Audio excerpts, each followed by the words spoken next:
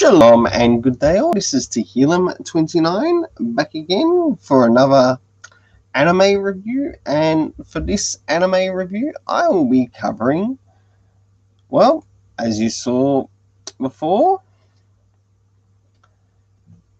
in the lead up to this review, of course it's Reborn, and it's really nice to cover seasons 4 and 5 in one video, and my goodness, this has been quite a long quite a long thing to catch up with, because way I've been catching up with Reborn at the moment, there was a while that I ended up stopping and I was distracted by other things. But I can be really thankful to, again, Akira Amano, who actually gave us Reborn, who also gave us the live series as well as the manga. So I'm really appreciative of that. And now it's time to make a start in regards to the review. Now, as you can see here, I've got some things indicating a connection here to season 4. I will cover season 5, but I want to cover season 4 first. Now, as you can see here on the Crunchyroll website, I'll now go to some of my stuff, or some of my stuff that I've got prepared. Now, the future arc of seasons 4 and 5. Now, I must admit, this is a really good, interesting season 4, because I'm sure many people are very familiar with, for example, Naruto Shippuden. Well, this takes that idea, but it completely changes it. And I really like what it actually does here. And what I mean, I like what it actually does here is that in season 4, I'll get to covering to what it's about. This season begins where Reborn disappears after an encounter with Lambo's 10-year bazooka. As it starts to throw Suna into confusion, thinking Reborn would return any minute, so he thought what was happening was a bit of a joke, as if Reborn was playing a practical joke on him. He also confronts Lambo to eventually Gokudera disappears from the bazooka of Lambo. To last but not least, he gets sent into the future too, only to wake up in a coffin realizing that it is his own. Now, upon arriving in the future, he ends up in a forest, which things start off as Gokudera himself trying to work out where they are and where their home or base might be, only to be encountered by a villain connected to the Milleford Mafia group. They finally get rescued, taking the Suna's base in the future as to where they finally find Reborn. Now, when they start to get to the base, they also catch up with the character of Gianni, who you also met in like one of the previous seasons. And Reborn starts to share some things of like what have happened in this 10 years future. And we learn, okay, there are some things that are occurring in this present future that they are in or caught up in. And they've only got like a certain amount of allies. Things start to be arranged to sort of like go and get some other characters that are related to the series. We end up seeing Lambo and Epin like in their older selves, until all of a sudden, guess what? They get changed into their 10-year younger selves. Absolutely crazy. Just when things couldn't get any worse, it's like they do again.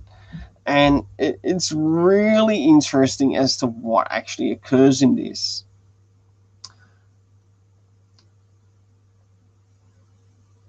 So as things lead on into the series,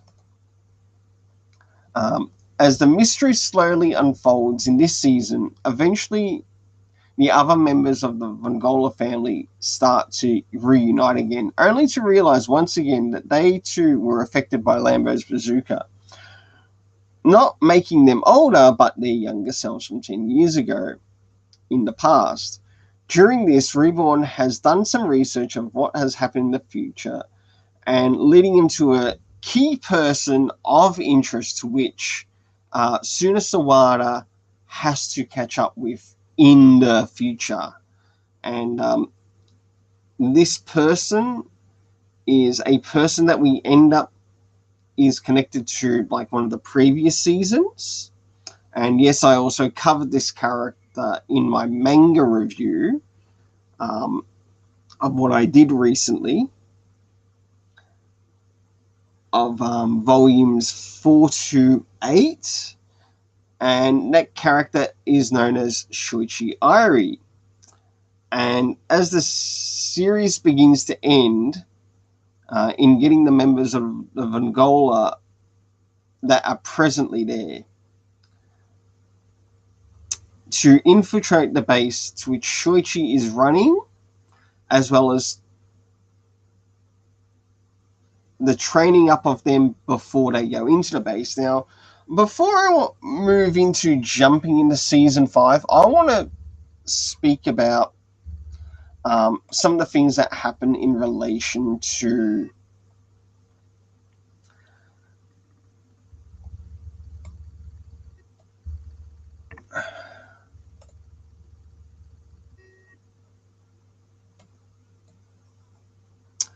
some of the things that happen in relation to before they started to go into the Vongola base. Now, one thing that I found was really good, which I really enjoyed, was actually seeing Suna Sawada. He actually got some teaching from Hibari. Now, taking account that this Hibari that we see in the 4th season hasn't been hit by the 10-year bazooka yet. And that doesn't happen until the next season, the 5th season. And it's really good because it's really nice seeing Suna Sawada getting training from Hibari, who also has High Bird, and my goodness, you also see with his box weapon at the time. You've got Gokudera learning with his sister Bianchi, and I think that is absolutely fantastic. Even though in technicality it's his stepsister, we also learn a little bit more about Gokudera's past in this season, and I really enjoy that. And it really paid off in the next season, and I liked how that occurred. I like how that happened. We also had Yamamoto training with Reborn, and here he is like still thinking Reborn's a kid when in reality you actually learn that he's a part of like a group that's connected to the pacifiers, and it's actually the pacifiers that have actually de-aged him to look like freaking young kids. And it's really good because I like how things actually go about it in the series. So whilst this is happening, we also have an event that comes up to which Suna Sawada and some of the members of the Vongola end up going to an area to find Kyoko and of course Haru. And then of course, once again, they too also get hit by the 10-year bazooka, which is in the past. That crazy Lambo.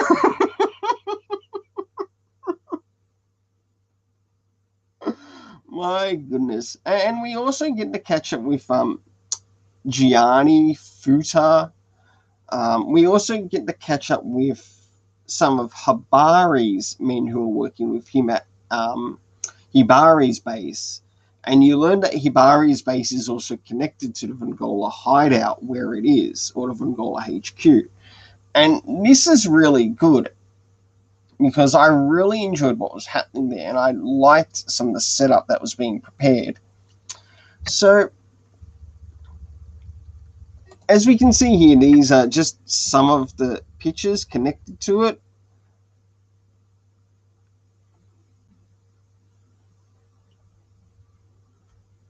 And, of course, eventually they do end up going to the base.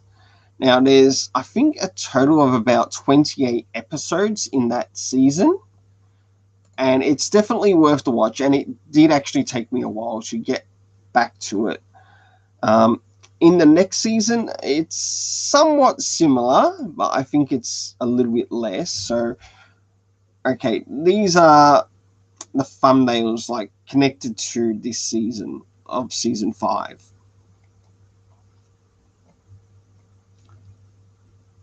And of course, there's a lot of things that are happening now. Season 5 mainly works in relation of the infiltration of the Shoichi base, which is in the area of Japan, and it's like a race to get back to the past. So I ended up breaking this down into a few little areas. So upon entering the base, the members of the Vengola family have given their key roles to help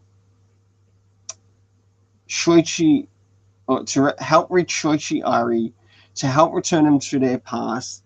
Like all things, this doesn't come easy for any of the members of the Vengola family who decided to go with Suna. And this also includes Suna too, because even he gets affected in this. And it's really nice because he starts to get quite a bit of opposition. And we also learn a little bit more as to the person Shoichi Ari is working for, and you learn that he's working for Byakuran. And with that, there is a bit of a twist, but I won't get to it now. I'm not going to reach the twist just yet. So, yes, be prepared. There are going to be spoilers. As many of the members take battle against the villains in both white and black-clad uniforms. So, in it, you learn that there are two groups that are working with Byakuran. You've got one group that wears white uniforms, and there's another group that wears black uniforms. And each practically have their own fighting styles. And I find that's really nice, and you meet a number of villains that turn up in this. There's one called Gingerbread, and you learn that this character is somewhat like a sorcerer puppet figure, and it's really interesting. You also learn of some other members.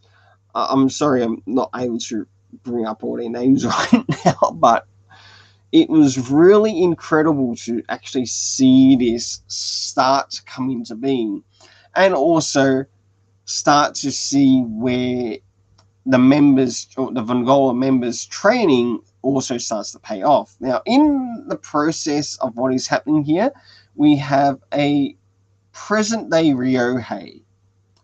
Not the 10 years one, or not the one that is in the past, but we have a Ryohei as well as Hibari, who later comes on into this, but and we also learn that each have their own specialties, including box weapons, which give a big range of attack and defensive moves, as well as even some animals that serve in them. And you learn that Gokudera has one which actually has like a bit of a cat called Yuri, or which he calls Yuri. And oh my goodness, how that plays out in this story is incredible. I like how, especially when a situation that came up in this particular story, which involved for some essence, the teams being split up, or Suna Sawada being split up with members of the other team. Now, of course, when they start to break into the base, you still also get a slight flashback as to what happened in the previous season. Of course, there's the number of recaps, which sometimes took from 2 minutes long to sometimes 5 minutes long, and that is sort of like my only criticism in regards to both of these seasons. But did it really affect what I enjoyed in the story? Not really. I did enjoy quite a lot. So it's really nice. Another thing too that I need to bring up in regards to the 4th season, and I know I'm already starting to cover the 5th season, is that in the 4th season, you do get to see Suna Sawada. Encounter the vestiges or the previous Vongola bosses before him. And it's something that awakens the X-Burner power, which he uses in the series. And he starts to use the X-Burner power somewhat the same way that he used in a previous season in this following season. And it's a really great moment that takes place in the 4th season, and it's definitely something that you want to pay attention for. It was really nice, and you got to see Suna Sawada seeing like all of the Vongola bosses before him. And of course, he says his usual thing. Even though he's like still receiving that power, he's still got his same goal. I don't want to be the mafia boss. But he still cares about his friends, and he needs to have the Vongola power, which he's now using, linking to the Vongola flame and whatever else, to protect him, to protect his friends and everyone he loves. And that is just his pure character in this. And it really shows. And you also start to see that reflect back again when we also move into the next season, which is the 5th season, which I'm covering right now. I'll now move into some of the next bit. Now, as the team of Vongola start to get slowly further into the base, they learn that the base can change its shape using cubed rooms. Now, this is where things really change for the whole Vongola members or the Vongola teams that are there. And what it ends up doing is separating many of the members from each other, whilst the Vongola teams have all their set missions. After being set apart, they finally meet their current rivals of this future arc. For one particular rival, his name is the Phantom Knight, which I'll cover a little bit more later on. And even Suna gets to encounter him. As Hibari is at the Vongola base, so as this is sort of like the midway through the story, Hibari starts to make his way to Hibari is at the Vongola base, and he starts to hold off many opponents, and you can see that he is doing a absolutely fantastic job. And Hibari is just one of those type of characters who's got no problem going full out on anybody, even if it means to keep a group of people safe. Also, whilst this is happening,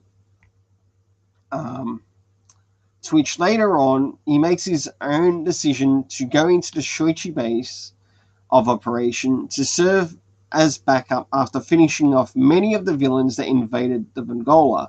So we learned that the Milifor also sent out their members to attack the Vongola base, but also making sure that Shoichi's base, Also making their way into Shoichi's base, we learn, is Lambo, Ipin, and Mukuro, or Mukuro, Chrome Mukuro.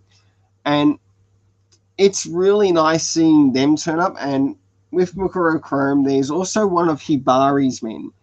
And Lambo, we got to understand that this Lambo and Ipin are their younger selves, and that applies for Mukuro Chrome as well.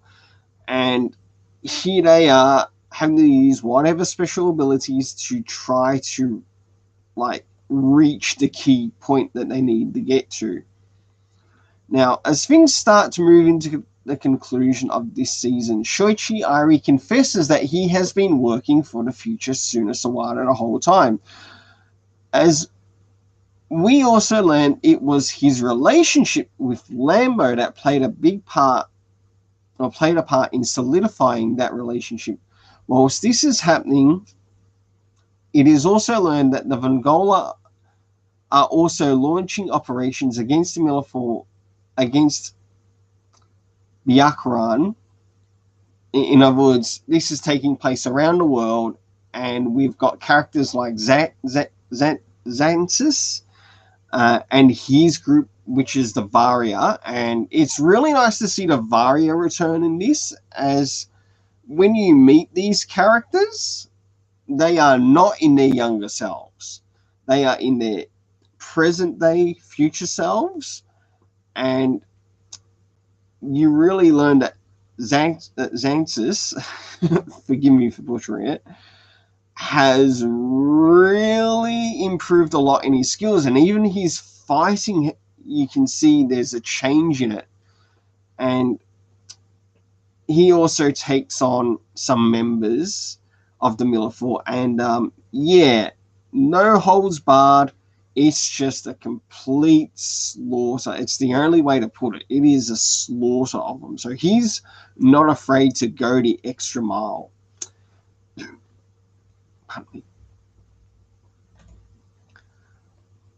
So jumping into the conclusion, or my afterthoughts in regards to this. Well, I must admit, both Season 4 and Season 5 had some incredible storytelling.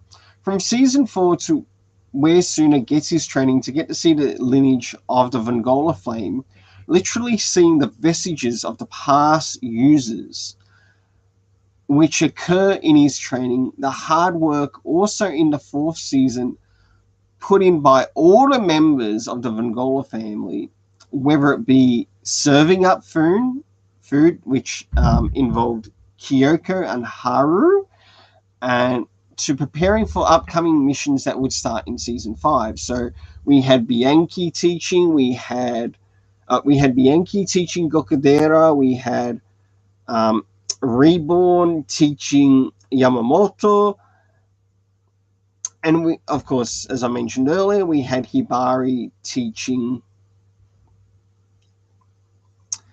Suna Sawada to be a stronger fighter. So many of the members pulled their weight whilst having to learn some hard things on their own whilst in the training sessions with people who Reborn had set people up with. As we moved into Season 5, it was time to put all that hard work in the 4th season into good use. And it was made sure to be paid off in the fights that occur from the beginning to the end. And you wonder how the Vongola family members who got into Shoichi's base will do. Of course, you see both failures as well as succeeding in their fights, sometimes wondering how they will survive at the end.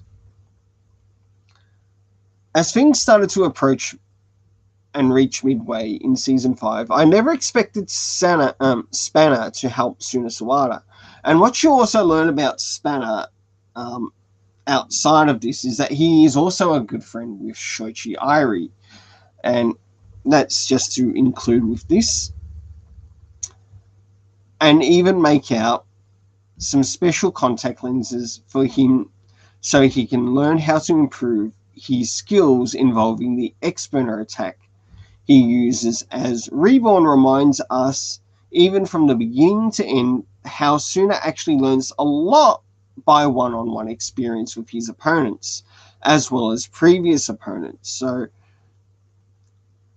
as that too also pays off at the end of Season 5, where he goes up against the Phantom Knight. As you learned, he has a Howl Ring, but you also learn that there are only 6 Howl Rings in the series. So as we finally begin to reach the end of Season 5, Suna is placed in position by Shoichi Ari as an ultimatum that you don't expect, and you wonder if he is really working for Byakuran and ready to kill Suna and the family and the Vengola family team that made it there. I really didn't expect Shoichi to betray Byakuran, as I'm expecting the big guns to be sent to get rid of Suna and his teammates. I definitely enjoyed this animation as well as the voice acting in these seasons. Even the soundtrack used had some great tracks. Now it's time to move into my rating of the series. For the main characters, for Season 4, I'm going to give a 7.5 out of 10. For Season 5, a 7.5 out of 10. The supporting characters, in this, I really think the supporting characters really gave their best effort. So, such as supporting characters like Haru, Bianchi, even Habari, in some essence, played a supporting role character, to which, like many of the people who were there, we had Gianni with his role, which played a part in regards to the base. It really helped let the audience know what was happening, but it also let the character know what they will need to do when they get into the base. As Season 5 came in, I gave a 7.5 out of 10. For the animation, I really enjoyed a 7.5 out of 10. And for the story, I really enjoyed the story. Maybe I should have given it an 8.5, but I decided to give it an 8 out of 10. I'm looking forward to covering the next 2 seasons on the channel. And I want to leave a big thanks to Crunchyroll,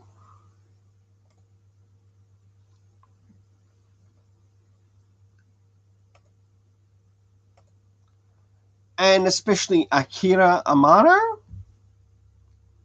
who gave us this wonderful story. I'm looking forward to reviewing the next 2 seasons. I know that the first season is about, I think, 13 episodes long, and the next season is another big season, like both Season 4 and 5 almost put together. So I'm going to have a lot to cover in the next couple of months, and I don't know how quick the next review will go up. Until then, let's keep it colorful and have yourself an awesome day.